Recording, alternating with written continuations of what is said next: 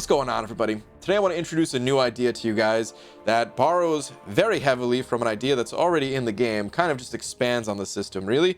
It's the Synergy system.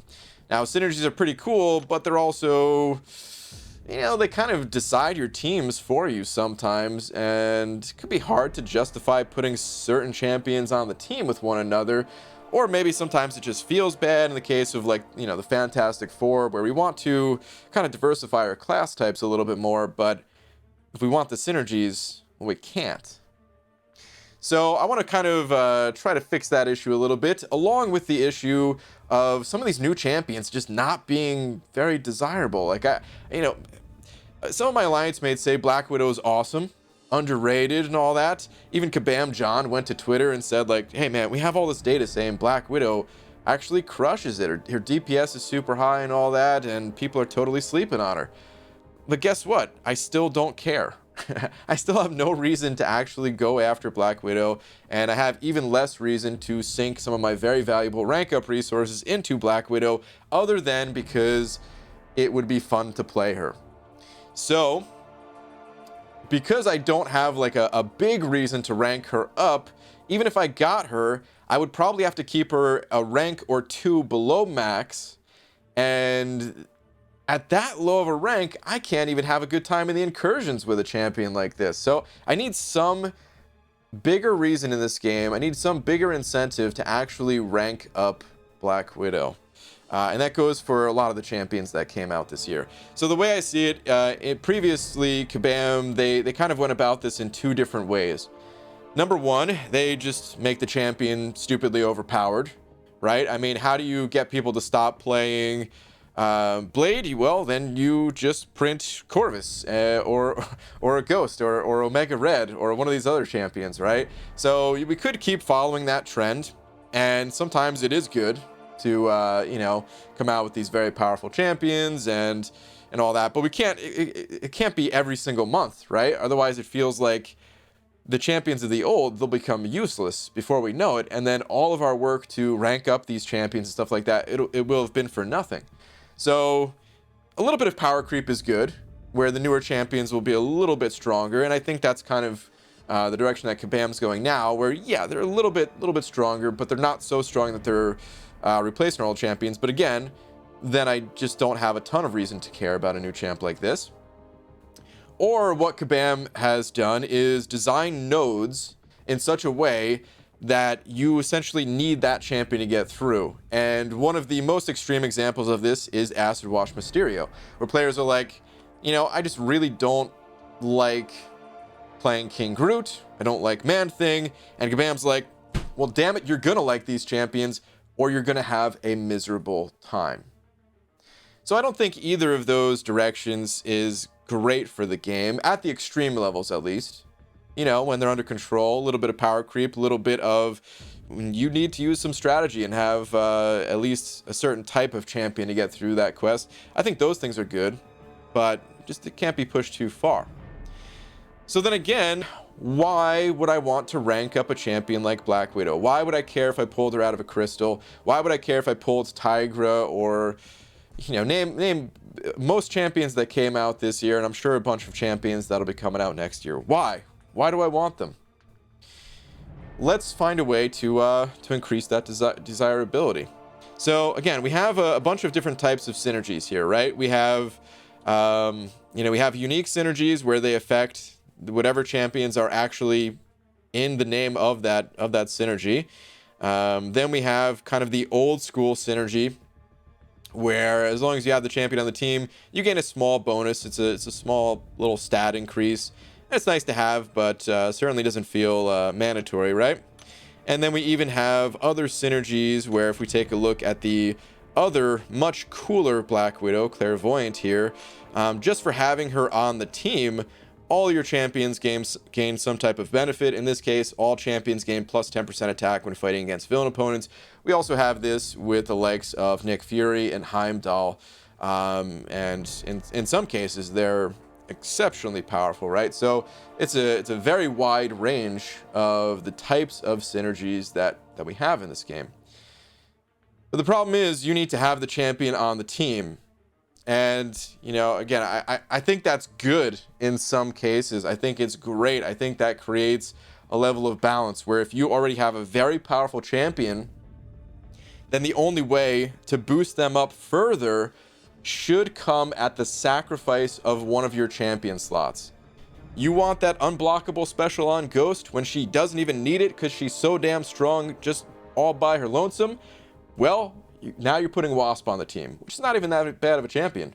It's not even that big of a sacrifice, right? It's not like it's Ant-Man, who also has synergy. But point is, you have to give up that champion slot. In a lot of cases, I think giving up that champion slot is too much, and we shouldn't have to go through that just to get a champion to a playable state. So I think there should be an account-wide synergy or some sort of global synergy, or call it a summoner level synergy, where essentially we're leveling up. We're leveling up ourselves. It's a little bit different than the actual, you know, level 60 cap that we have where you gain experience. It's not like that. The experience would essentially come through ranking up your champions. So let's go take a little look at maybe Tigra here. Actually, let's take a look at Squirrel Girl. So there's a lot of champions that cause bleed in this game, right?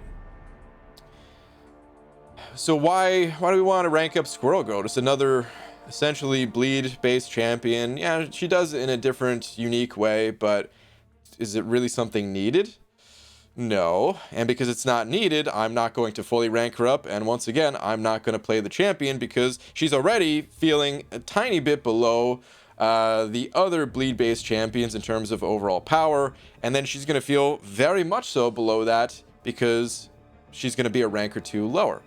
But give her some type of kind of global synergy where essentially you get her up to rank 5, and now all of your skill champions, their bleed is a little bit stronger.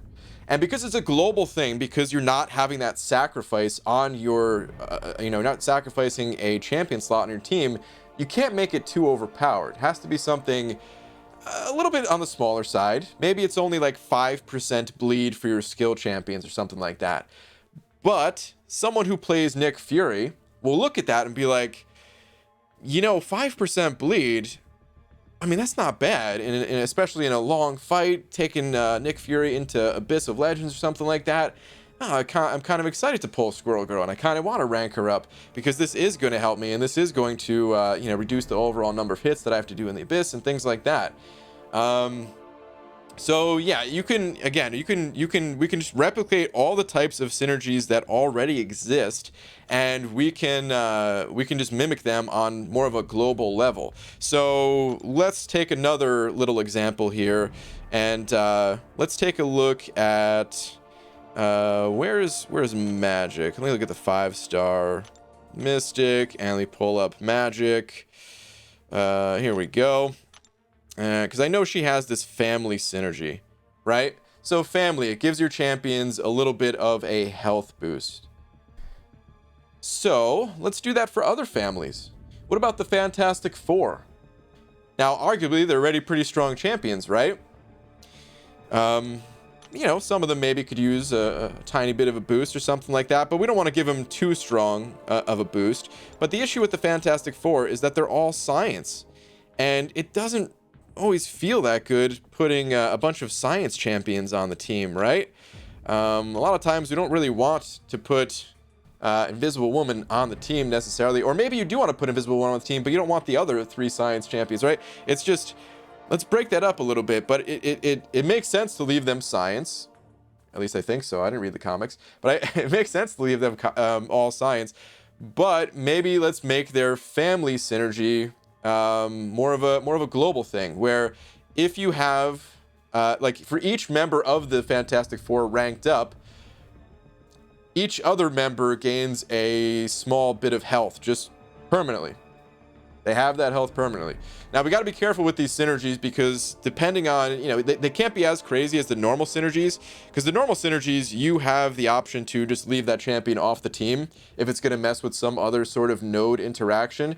So you know, synergies that would give a champion the ability to heal or something like that, if that was just like a permanently turned on thing, probably wouldn't work out too good. So it probably would have to be more in the way of stat boost and not changing characters too much.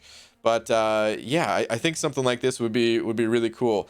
So that, you know, it's just a little example. We could do this on an entire class level. We'll go back to the skill champions and say, for every 5-star champion you have at rank 5, you gain X amount of physical resistance. And for science, it would be energy resistance, because of course science champions, you want to take them in against the mystic opponents, and you know, it wouldn't be so powerful that you can suddenly take any science champion up against magic and just laugh at her limbo damage, but it would reduce that damage a little bit.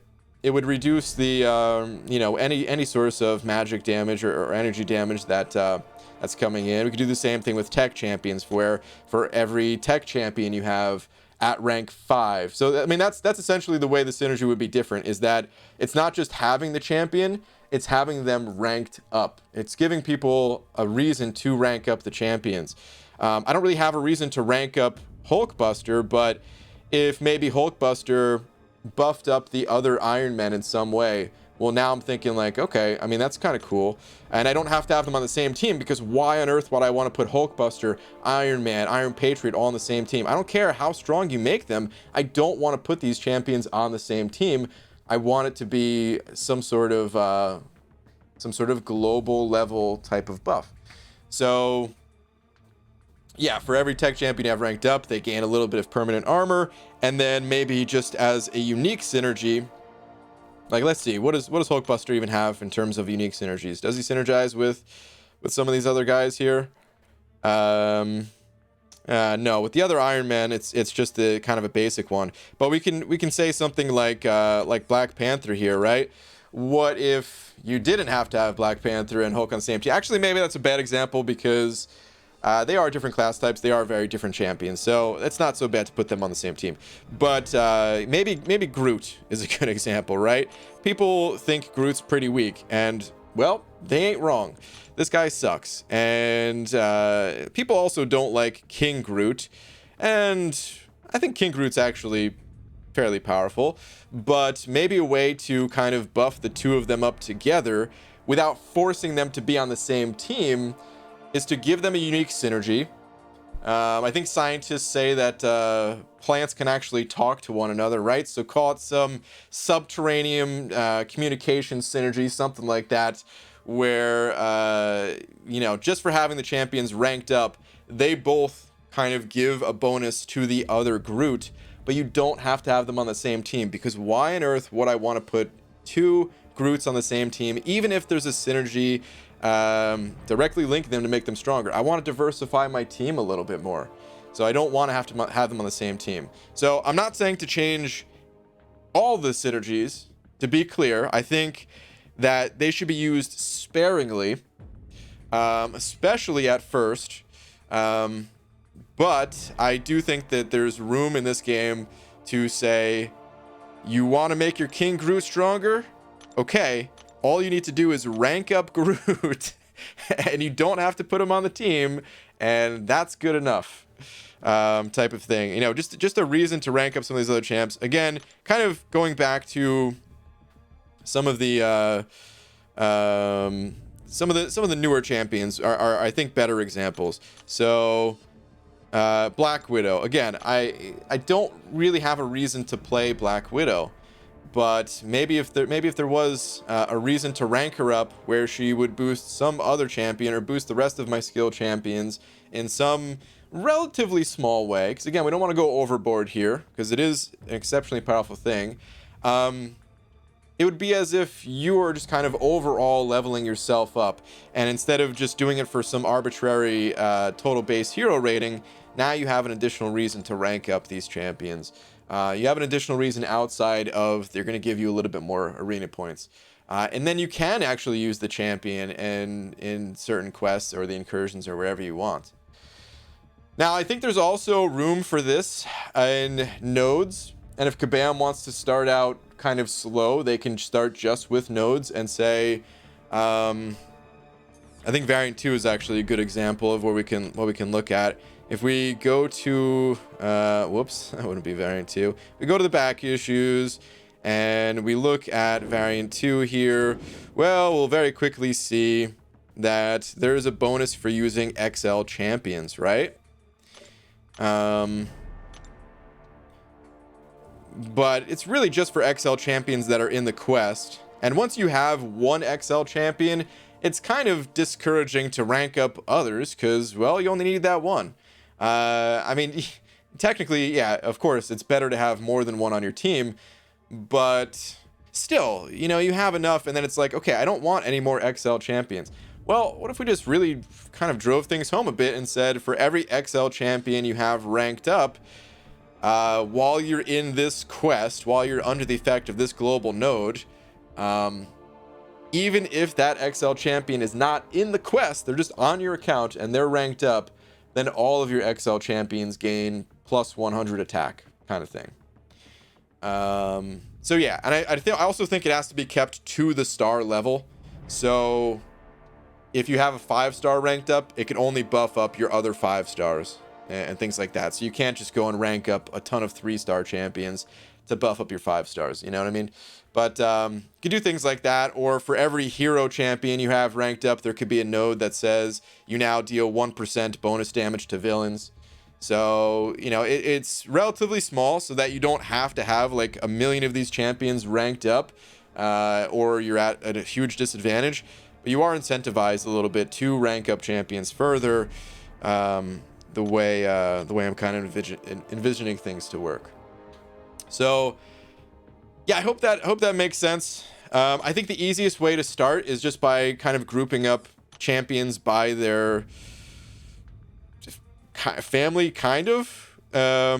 You know, like the Fantastic Four together, the Hulks together. For each Hulk that you have as a 5-star rank 5, your other 5-star Hulks gain, you know, a small amount of crit rating, because they're kind of lacking that crit, and that would be a nice boost to them. Things like that. So yeah, hopefully the idea makes enough sense to you guys. Hopefully I explained it in a way that does make sense. Let me know what you guys think. Is this a dumb idea? Is it a pretty cool idea? Would you like to see something like this added to the game?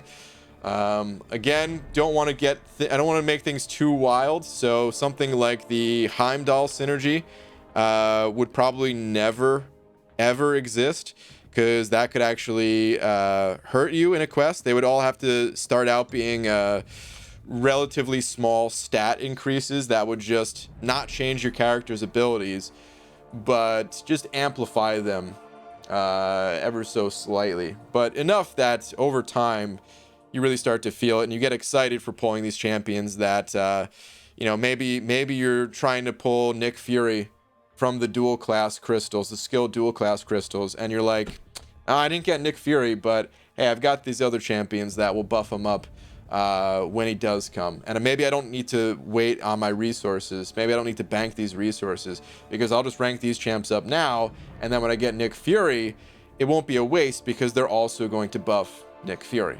You know what I mean? So yeah, hopefully it made sense. We can definitely talk about this during the live streams and all that. Let me know what you guys think though. And thank you all for watching. I'll see you in the next video. Take care.